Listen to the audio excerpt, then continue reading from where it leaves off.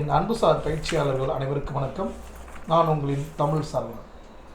பயிற்சியாளர்களே, ஊமைக்கேற்ற பொருள் தேர்வு இந்த தலைப்பின் கீழே கடந்த ஒரு வீடியோவில் என்ன பார்த்துருந்தோம்னா 7ஆம் வகுப்பு ஒரு பாடத்தை பார்த்துருந்தோம். அதாவது சொலவடை அப்படின்ற தலைப்பின் கீழே ஒரு பாடம் 7ஆம் வகுப்பில் முதல் இயலில் பார்த்துருந்தோம். அதுக்கு நிறைய நீங்கள் அதாவது நேர்மறையான நிறைய எனக்கு பின்னூட்டம் கொடுத்துருந்தீங்க, பாசிட்டிவ் ஃபீட்பேக் நிறையா கொடுத்துருந்தீங்க. மிக்க மகிழ்ச்சி. அதாவது அது யதார்த்தமாக பேசுனதுனால தான் அது அந்தளவுக்கு ரீச் ஆகின்னு நினைக்கிறேன். ஏன்னா வந்து நம்மளுடைய எப்பயுமே பேசக்கூடிய அந்த பேச்சு தமிழ், அந்த மேடை தமிழ், அது இல்லாமல் அது பார்த்திங்கன்னா அது ஒரு ஸ்லாங்கு. ஒரு கிராமத்தில் ஒரு வயதான ஒரு மூதாட்டி எப்படி பேசுமோ, ஃப்ராங்காக சொல்லப்போனால் ஒரு கிழவி எப்படி பேசுமோ அதன் போல் அந்த சொல்லாடல் இருந்தனால தான் அது அந்தளவுக்கு அது ரீச் ஆகிருக்கு. மிக்க நன்றி. நீங்கள் பாசிட்டிவ் ஃபீட்பேக் கொடுத்துருக்கக்கூடிய அத்தனை பயிற்சியாளர்களுக்கும் மிக்க நன்றி. இன்றைக்கி என்ன பார்க்க போகிறோம்னா, அதை தாண்டி அந்த ஊமைக்கேற்ற பொருளை நம்முடைய பாட புத்தகங்கள் எப்படி இருந்தது பார்க்க போகிறோம், வினாக்கள் எப்படி வருன்றதை பார்க்க போகிறோம். இப்போ டிஸ்பிளே பண்ணியிருக்கிறது பார்த்தீங்கன்னா உங்களுடைய 8ஆம் வகுப்பில் ஒரு பாடம், பேஜ் நம்பர் 66 இருக்குது, பார்த்துக்குங்க. இதை தொடர்ந்து 10ஆம் வகுப்பு பழைய தமிழ் புத்தகத்திலையும் இருக்குது, பார்க்கலாம். இன்றைக்கி ஒவ்வொன்றா பார்க்கலாம். ஊமை தொடர் என்ன சார் அப்படின்னா, நம் பேச்சிலும் எழுத்திலும் கருத்துக்களை எளிதாக விளக்குவதற்காக சில தொடர்களை பயன்படுத்துவோம். அதுக்கு பேர் தான் ஊமை தொடர். நேரடியாக சொல்லாமல் ஏதாச்சும் உன்னோட ஒப்பீடு பண்ணி சொல்லுவாங்க. ஒவ்வொரு ஊமை தொடருக்கும் தனி பொருள் உண்டு. இங்கே பாருங்கள், மடை திறந்த வெள்ளம் போல். மடையை திறந்தால் வெள்ளம் உள்ளே இருந்துச்சுன்னா அது வந்து மடன்னு வெளியே போகும். அதான் மடை திறந்த வெள்ளம் போல். அதற்கு என்ன பொருள் அப்படின்னா, தடையின்றி மிகுதியாக, தடையின்றி மட்டுமல்ல மிகுதியாக. ஏன்னா திறந்த நிறைய போகுது இல்லையா, இது அதனுடைய உண்மையான ஒரு பொருள். அப்போ இந்த பொருள் பயன்படுத்துவதற்கு பதிலாக மடை திறந்த வெள்ளம் போல மாணவர்கள் பள்ளியை விட்டதும் வெளியேறினர் அப்படி கொடுப்பாங்க. புரியுதுங்களா? அடுத்து கவனிங்க. திருவிழாவை காண மடை திறந்த வெள்ளம் போல மக்கள் வந்தனர். அதாவது மக்கள் மிகுதியாக வந்தனர் என்பதற்கு தான் மறைமுகமாக இப்படி சொல்கிறாங்க. இங்கே பாருங்கள், இது ஒரு முறை கேட்ட கேள்வி. உள்ளங்கை நெல்லிக்கனி போல. அதாவது எப்படி அப்படின்னா, உள்ளங்கை நெல்லிக்கனி போல அப்படின்னா அவ்வளோ கிளியர், அவ்வளோ வெளிப்படத்தன்மையாக பேசக்கூடிய. பாருங்கள், பாரதியின் பாடல்கள் உள்ளங்கை நெல்லிக்கனி போல அனைவருக்கும் விளங்கும். ஏன்னா அது வந்து எளிமையான கவிதைகள். சில கவிதைகள்லாம் பார்த்திங்கன்னா கொஞ்சம் ஆழ்ந்த இந்த கவிதையில் புலமை பெற்றவங்க அல்லது ஆழ்ந்த அறிவு பெற்றவங்க தமிழ் மொழியில் அவங்க மட்டும்தான் விளங்கி கொள்ள முடியும். ஆனால் பாரதியின் பாடல் அப்படி இருக்காது. எளிமையான மக்களையும் சென்றடைய மண்ணும் எழுதியிருப்பார். ஏன்னா அப்போ தான் விடுதலை வேட்கையை வந்து நாடு முழுவதும் பரவ செய்ய முடியும்.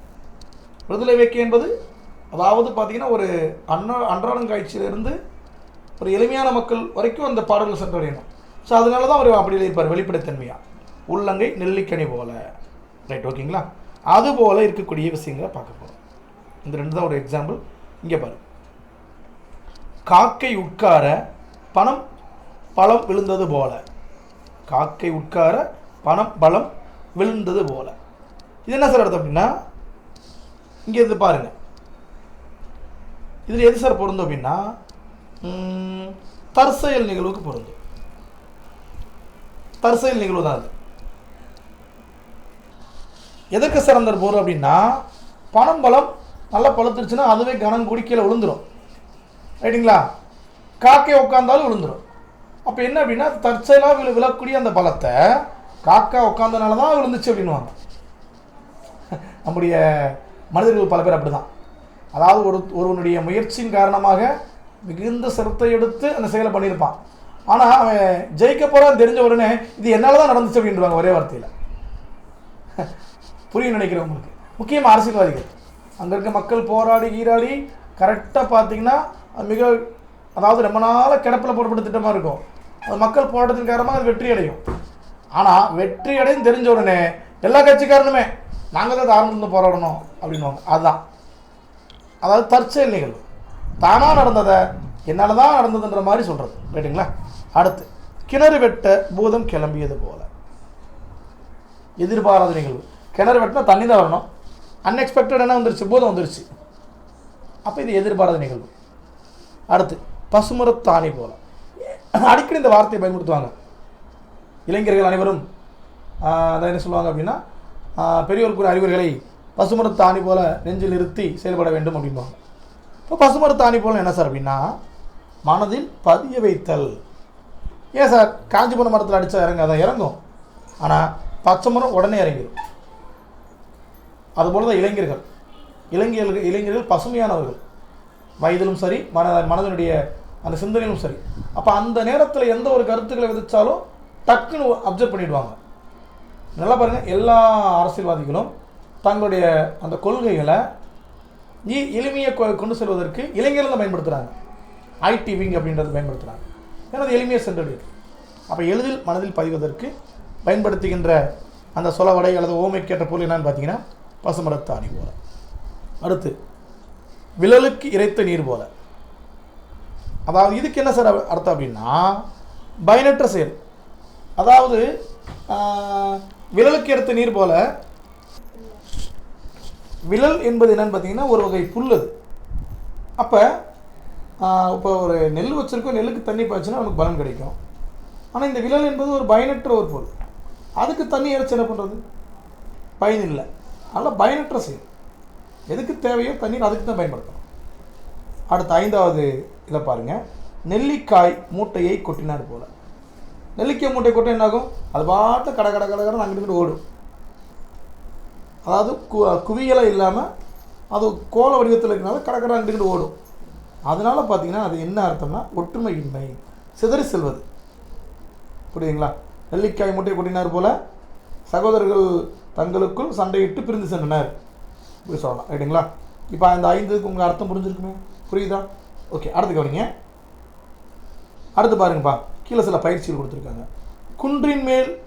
குன்றின் மேலிட்ட விளக்கை போல. இதனுடைய பொருள் என்னப்பா? குன்றின் மேல் விளக்கு இருந்தால் எல்லாரும் பார்ப்பாங்க. உண்மை தானே? இப்போ திருவண்ணாமலை தீபம் ஏற்றுறாங்க, எவ்வளோ தூரம் ஒரு 10 கிலோமீட்டர் வரைக்கும் பார்த்தா கூட அவ்வளோ கிளியராக தெரியும். அப்போ இதனுடைய பொருள் என்னன்னு பார்த்தீங்கன்னா எங்கும் அறியப்படுவது. அது போல் என்ன சொல்கிறது அப்படின்னா, பாருங்கள், உழைத்தவனின் புகழ் குன்றின் மேலிட்ட விளக்கை போல ஒளிரும். உழைத்தவனுடைய புகழ் குன்றின் மேலிட்ட விளக்கை போல ஒளிரும். உண்மைதானே? எவன் ஒருத்த உழைப்பை அதிகமாக கொடுக்குறானோ அவன் என்றைக்குமே விளக்கை போல் ஒளிவிட்டு தான் இருக்கும். வேறு என்ன சொல்லலாம் அப்படின்னு பார்த்தீங்கன்னா, குன்றின் மேலிட்ட விளக்கை போல் ஏதாச்சும் நம்மளால் ஒரு தொடர் அமைக்கலாம். இவங்க இதே மாதிரி கொடுத்துட்டு கீழே 4 தொடர் கொடுத்துருவாங்க டிஎன்பிஎஸ்சியில். அப்போ அது எதோட பொருந்தி வருதுன்னு சொல்லணும். குன்றின் மேலிட்ட விளக்கை போல. ரைட்டுங்களா? ஓகே. அப்போ இதிலிருந்து நமக்கு என்ன தெரியுதுன்னா, குன்றின் மேலிட்ட விளக்கை போலக்கு என்ன அர்த்தம் அப்படின்னா பயனுடைமை. குன்றின் மேலிட்ட விளக்கு எல்லாருக்கும் பயன் கொடுக்கும், வெளிச்சம் கொடுக்கும். அதன் மாதிரி பயனுடைமை. ரைட்டுங்களா? அப்போ பார்த்தீங்கன்னா பாரி வள்ளல்கள் குன்றின் மேலிட்ட விளக்கை போல மக்களுக்கு பல வழிகளில் நன்கொடைகள் வழங்கினார். புரியுதுங்களா? இந்த மாதிரி எத்தனை தொடர் நம்மளை உருவாக்கலாம். அப்போ குன்றின் மேலிட்ட விளக்கை போலக்கு என்ன அர்த்தம்? பயனுடைமை. அடுத்து வேலியே பயிரை மேய்ந்தது போல. அப்படின்னா யார் பாதுகாக்கணுமோ அவங்களே அதை மிஸ்யூஸ் பண்ணுறோம். இதுதான் வேலியே பயிரை மேய்ந்தது போல. சரியான பொருள் என்னன்னு பார்த்தீங்கன்னா, சரியான பொருள் எப்படி சொல்லலாம்னா நயவஞ்சகம் சொல்லலாம்ப்பா. நயவஞ்சகம். அது பாதுகாக்க வேண்டியவங்க என்ன பண்ணுறாங்கன்னா அதை வச்சு தப்பு பண்ணுறாங்க. ஸோ நயவஞ்சகம். ரைட்டுங்களா? ஓகே. அடுத்து பாருங்கள், பழம் நழுவி பாலில் விழுந்தது போல. அப்படின்னா இதுக்கு என்ன பொருள் அப்படின்னு பார்த்தீங்கன்னா, நமக்கு பழம் தேவை, ஆனால் அந்த தேவையான பழம் பாலில், அதாவது மேலே இருக்குது, பிடுங்க முடியாது, அது நழுவி பாலில் விழுந்துருச்சான். பால்ன்றது ஏற்க சுவையானது, அப்போ பழம் விழுந்து இன்னும் சுவையாயிரும். ஸோ மிகுந்த இன்பம் அப்படி சொல்லலாம். மிகுந்த இன்பம் மகிழ்ச்சியை குறிக்கக்கூடிய ஒரு பொருள். ரைட்டுங்களா? அடுத்து கவனிங்க. சொல்லுவாங்க இல்லையா, பழம் நழுவி பாலில் விழுந்தது போல அவன் பணி வாய்ப்பினை பெற்றான். அதாவது ஒரு குரூப் 4 பாஸ் பண்ணால் போதும்னு நினச்சிட்டு இருக்க, இப்போ குரூப் 2 கிளியர் ஆகிடுச்சு அப்படின்னா குரூப் 2 நான் இன்டர்வியூ, இது எப்படியா இந்த போஸ்ட் கிடச்சா கூட போதும் அப்படின்னு நினச்சிட்டு இருக்கு. உங்களுக்கு கால் லெட்டர் வந்துடுது இன்டர்வியூ வாங்கன்னு, இன்டர்வியூ போஸ்ட்டுக்கு. இப்போ பழம் நழுவி பாலில் விழுந்தது போல் மிகுந்த இன்பம் தான். ரைட்டுங்களா? அடுத்துக்கு நீங்கள் உடலும் உயிரும் போல. இதுக்கு என்ன சார் பொருள் அப்படின்னா, உறவுக்கான நெருக்கம் அப்படின்னு சொல்லலாம், இது ஒற்றுமைன்னு சொல்லலாம். கணவனும் மனைவியும் உடலும் உயிரும் போல வாழ்ந்தார்கள், அவ்வளோ அந்தளவுக்கு அன்பை பொழிந்து நெருக்கமாக வாழ்ந்தார்னு அர்த்தம். ரைட்டுங்களா? நானும் என் நண்பனும் உடலும் உயிரும் போல நட்பு கொண்டிருந்தோம். புரியுதுங்களா? உடலை விட்டு உயிர் பிரியாது, அது உயிர் பிரிஞ்சால் அதனுடைய என்ன இருக்காது, அதுக்குரிய ஒரு சிறப்பம்சம் இருக்காது இல்லையா? அந்தளவுக்கு அது ஒற்றுமையாக நெருக்கமாக இருக்காங்கன்னு அர்த்தம். நெருக்கம்னு வச்சுக்கோங்க, உடலும் உயிரும் போல. அடுத்துக்கு வந்தீங்க, கிணற்று தவளை போல. கிணற்று தவளை போல் அப்படின்னா சொல்லுவாங்களேன், கிணத்துல போட்ட கல் மாதிரி இருப்பாங்க அப்படின்ற ஒரு வார்த்தை சொல்லுவாங்க. கிணத்து தவளை மாதிரியே இருக்கிறது அப்படின்வாங்க. அப்போ என்ன அர்த்தம் அப்படின்னா, அந்த குறிப்பிட்ட ஒரு எல்லைக்குள்ளே மட்டும்தான் இருக்கிறது, அதை தாண்டி வெளியே வர முடியாது. அதுக்குள்ளேயே தான் அவங்களுடைய சொல்ல குண்டு சட்டிக்குள்ளேயே குதிரை ஓட்டுது, அதுவும் இதுக்குள்ளே தான் வரும். இப்போ கிணற்று தவளை போலுக்கு என்ன சார் பொருள் அப்படின்னா, வெளி உலகம் தெரியாமல் இருத்தல், அதுதான் அதுக்கான பொருள். ரைட்டுங்களா? 8ஆம் வகுப்பில் இவ்வளோ தான் இருக்குது. அடுத்து கவனிங்க. ஓகேப்பா, அடுத்து நான் பார்க்குறது 10th ஓல்டு புக்கில் பேஜ் நம்பர் எத்தனைப்பா இது, 99 இருக்குது. பாருங்கள், எடுத்தோடனே பசுமரத்து ஆணி போல் இப்போ தான் பார்த்தோம் இல்லையா? இருந்தாலும் ஒரு புதிய உதாரணம் இருக்கும், பார்த்துடலாம். என் இளமை காலத்து செயல்கள் பசுமரத்து ஆணி போல நெஞ்சில் ஆழமாக பதிந்துள்ளன. அறிஞர் அண்ணாவின் புகழ் குன்றின் மேலிட்ட விளக்கு போல பாரெங்கும் ஒளி வீசுகின்றது. ஓகே, இப்போ பார்த்துக்கோ நீங்கள். அனல் இடைப்பட்ட புழுவை போல, அனல் இடைப்பட்ட புழுவை போல, அனல் இடைப்பட்ட புழுவை போல. ஒரு புழுவானது அனலில் பட்ட என்ன ஆகும்? அவ்வளோதான், செத்து போச்சு, சுருங்கி போச்சு, பெரிய கொடூரத்தை அனுபவிச்சிடும். அப்போ இதுக்கு என்ன சார் பொருள் அப்படின்னா, இது வந்து ஒரு பெருந்துன்பம் தானே. ஸோ அது பெருந்துன்பம் என்று பொருள் கொள்ளலாம், வேதனை என்றும் பொருள் கொள்ளலாம். அடுத்துக்கு கவனிங்க, கடலில் கரைத்த பெருங்காயம் போல. பெருங்காயம்னு ஒரு சின்ன பொருள், அதை கொண்டு போய் கடலில் கரைச்சிட்டுனா பெருங்காயத்தை கரைச்சினா ஆகுமா? அதோட அளவுக்கு அதிகம். அடிக்கடி நம்முடைய ரஜினி ஒரு படத்தில் ஒரு டைலாக் சொல்லுவார், அதாவது என்ன சொல்லுவார் அப்படின்னா, அப்போ இதில் நம்ம என்ன தெரியுது அப்படின்னா, அந்த பெருங்காயத்தை கடலில் கரைச்சாலும் அதனால் ஒரு நன்மையும் கிடையாது, யூஸ்லெஸ். அதனால் இப்போ கடலுடைய அந்த உப்புத்தன்மை மாறிட போதா? இல்லை, இப்போ பயனற்றது. ரைட்டுங்களா? அடுத்து கவனிங்க, இலவு காத்த கிளி போல, நுனிலகரம். இலவு காத்த கிளி போல அப்படின்னா அது ஏமாற்றத்தை குறிக்கும். ஒருத்தர் ஏமாந்துட்டாங்க அப்படின்னா, இலவு காத்த கிளி மாதிரி உட்காந்துருந்து ஏமாந்துட்டான் அப்படின்வாங்க இல்லையா? அது மாதிரி தான் இலவு காத்த கிளி போல. அடுத்து, காதில் ஈயத்தை காய்ச்சி ஊற்றியது போல. சொல்கிறப்பே சிரிப்பு வந்துடுது.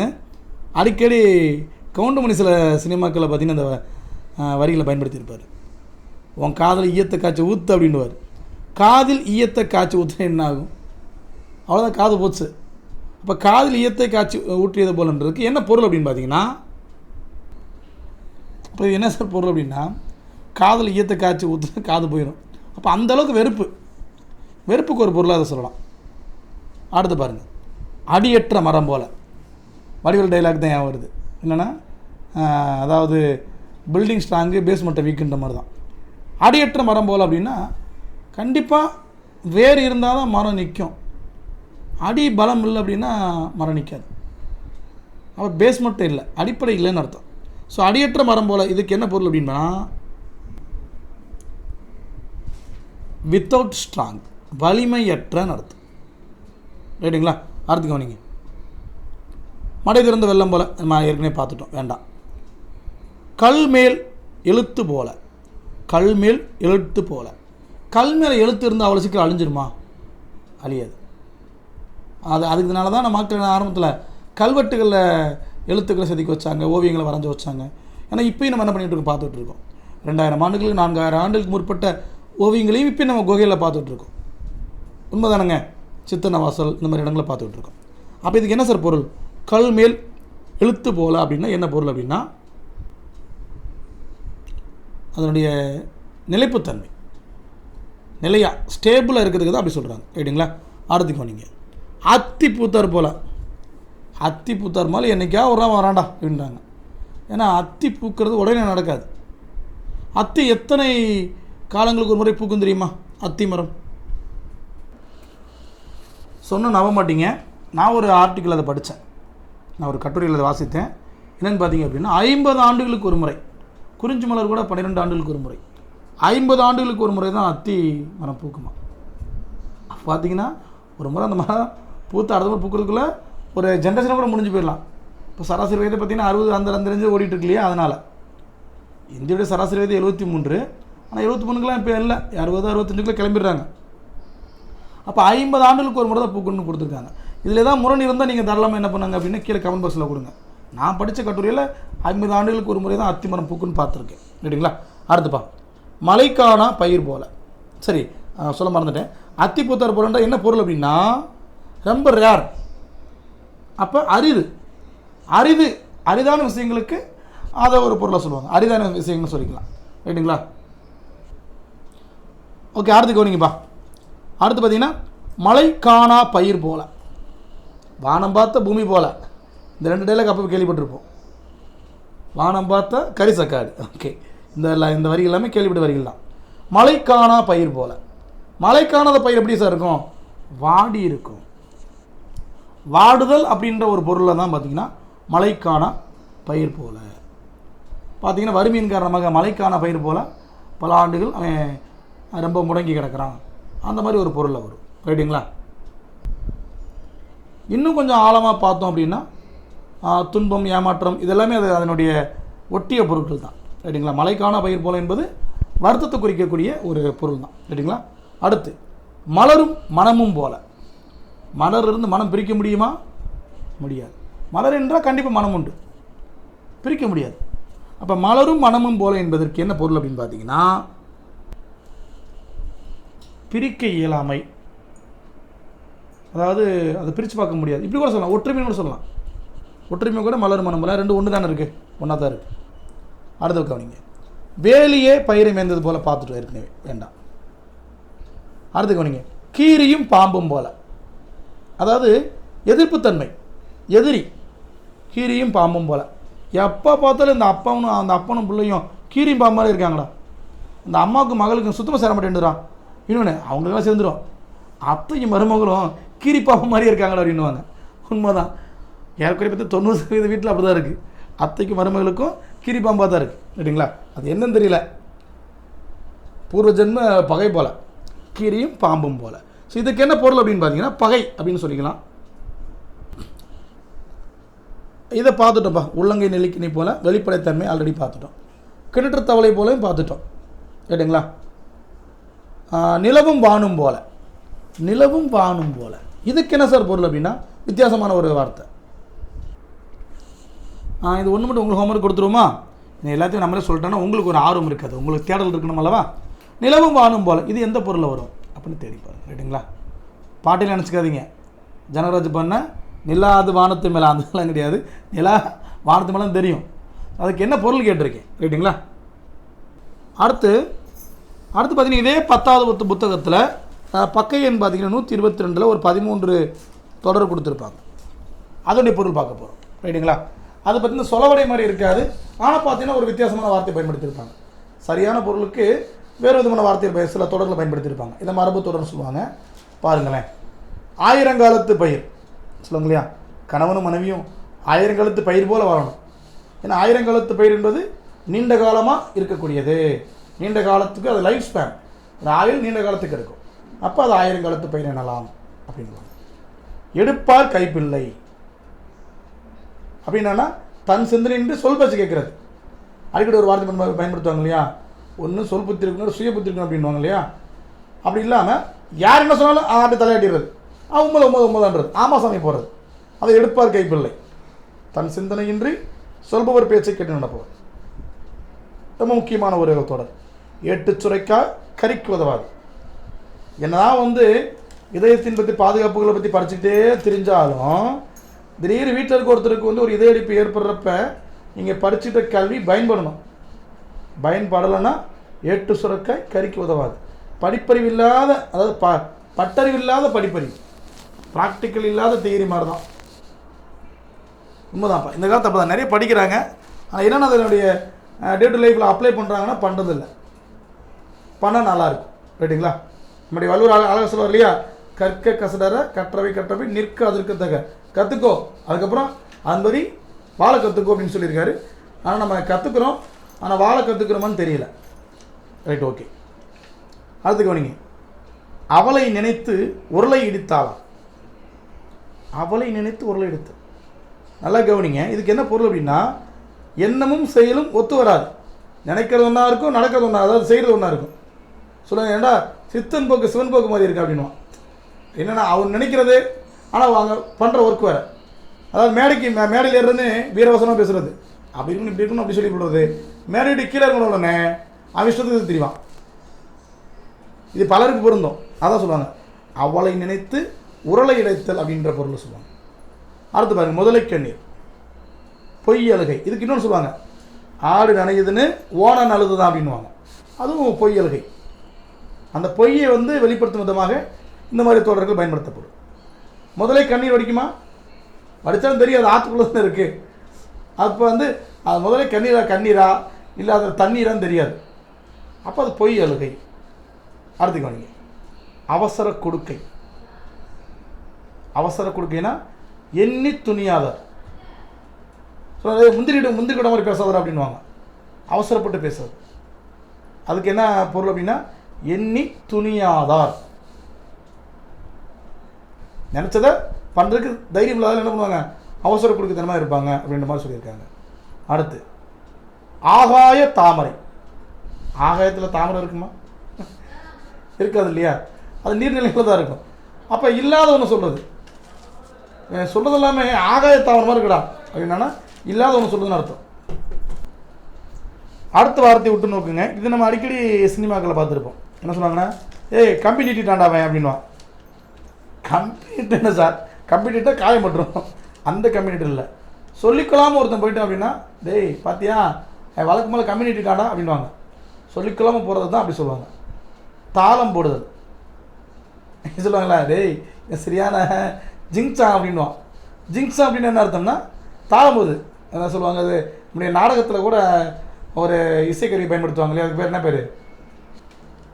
நம்ம பெரும்பாலும் சொல்கிற வார்த்தை ஜால்ரா. டேய் ஜால்ரா பையல சும்மா ஜால்ரா அடிக்கிறான் அப்படின்வாங்க. அது ஜால்ரா இல்லை, சாலரா அப்படின்ற மாதிரி நம்முடைய தமிழ் புத்தகத்தில் இருக்கும். சரிங்களா? நிறைய பேர் சொல்லுவாங்க, நிறைய அதுக்கான இசைக்கருவிக்கான பேர்கள் உண்டு. நீங்கள் பாருங்கள். இதை தவிர்த்து ஏதாச்சும் இதுக்கு கருவியோட பேர் இருந்துச்சுன்னா கீழே கமெண்ட் பண்ணுங்கள். தாளம் போடுதலுக்கு எதே சொன்னாலும் அப்படியே ஏற்றுக்கொள்ளுது போடுங்க, மட்டமான தெரிஞ்சுக்கிட்டோம். சரிங்களா? அந்த தாளவாத்தியம் இந்த மாதிரி நிறைய வார்த்தைகள்லாம் சொல்லுவாங்க. அதை அந்த சிங்ஸா போடுறது, சிங்ஸா அடிக்கிறது, இந்த மாதிரி நிறைய சொல்லுவாங்க. ஒவ்வொரு வட்டார வழக்குள்ளே இது வருவாங்க, அது சொல்லுவாங்க சில வார்த்தைகளை. இருந்த கீழே கமெண்ட் பண்ணுங்கள், டிஸ்கஸ் பண்ணிவிடுவோம். எதை சொன்னாலும் அப்படி ஏற்றுக்கொள்வது. ஆமாசாமி போடுவது. காணல் நீர், அருவியில் நடத்தியிருப்பேன். காணல் நீர் இருக்கிற மாதிரி இருக்கும், ஆனால் பக்கத்தில் போனால் தண்ணி இருக்காது. இது வெயில் காலங்களில் முழு வகை எதிரொலிப்பு, டோட்டல் இன்டர்னல் ரிஃப்ளெக்ஷன், இதன் காரணமாக இந்த காணல் நீர் ஏற்படுவது அப்படின்ற மாதிரி பார்த்துருப்போம். அதுக்கு என்ன நம்முடைய பொருள் அப்படின்னா, இருப்பது போல் தோன்றும் ஆனால் இருக்காது. இருக்கிற மாதிரி இருக்கும், பக்கத்தில் போனால் இருக்காது. அதனால தான் காணல் நீர் அப்படின்வாங்க. ரைட்டுங்களா? அதான் அவனுக்கு கொடுத்த பணம் காணல் நீர் மாதிரி தான்டா. ஆனால் என்ன, அவனை பணத்தை கொடுத்தோமா நம்ம வந்து நினச்சிட்ருப்போம், நாங்கள் இருக்காது. அதை சொல்லுவாங்க காணல் நீர் அப்படின்ற மாதிரி சொல்லுவாங்க. அடுத்து பஞ்சாய் பரத்தல். அப்படி அவனுக்கு ஒரு வேலை கொடுத்தா பஞ்சா பரப்பான்டா, தீயா வேலை செய்யணும் குமார்ன்ற மாதிரி தான். இப்போ என்ன அர்த்தம்னா, அந்த அலைஞ்சு திரிஞ்சு வேலை பார்க்குற அந்த ஆக்டிவிட்டி எதை என்ன சொல்கிறாங்கன்னா பஞ்சாய் பரத்தல், அலைந்து திரிதல். குட்டிச்சுவர். குட்டிச்சுவர்னா 3 அடி கட்டுற சுவர் கிடையாது. அதாவது அவன் குட்டிச்சுவருடா அப்படின்வாங்க. பயனின்று இருக்கிறத என்ன சொல்லுவாங்கன்னா குட்டிச்சுவர் அப்படின்வாங்க. இன்னொரு அடிக்கடி சில வாசங்களை பயன்படுத்துவாங்க கிராமத்தில். என்னென்னு பார்த்தீங்க அப்படின்னா,